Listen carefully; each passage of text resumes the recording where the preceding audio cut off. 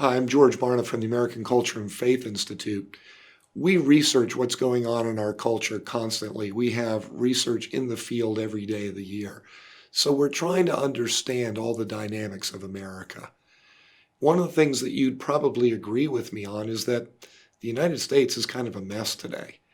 I mean, we've got racial issues, we've got political polarization, we've got all kinds of intolerance, we've got biblical illiteracy, we've got other kinds of conflict, we've got people not trusting our basic institutions.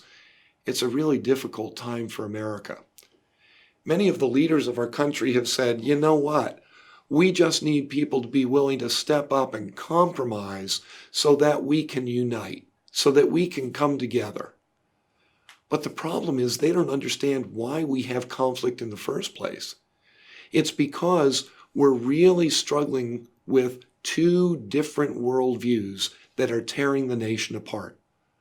On the one hand, we have a group of people who have a biblical worldview.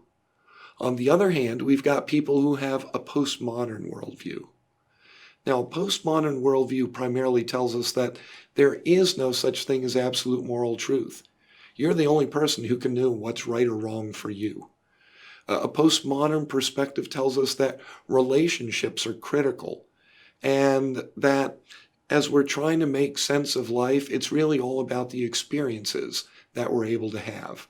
Because ultimately our goal is simply to be happy. A biblical worldview takes a radically different perspective, saying there is absolute moral truth. It's given to us in the pages of the Bible.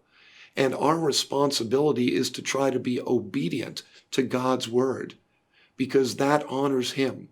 And in turn, that's what enables us to lead our best possible life.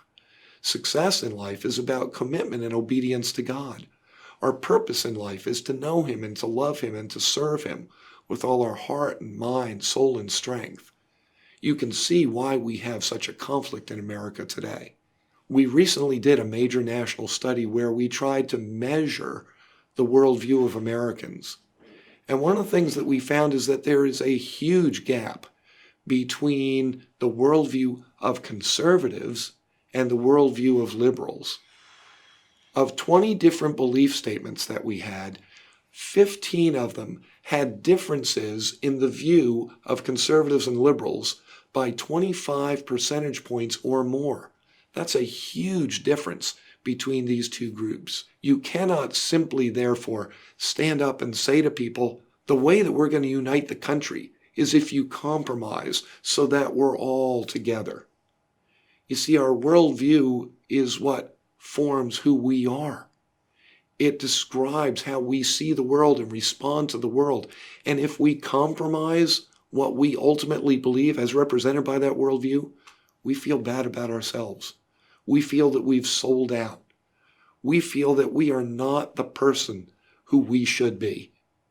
And so the chances of people simply coming together and compromising their core beliefs are very slim.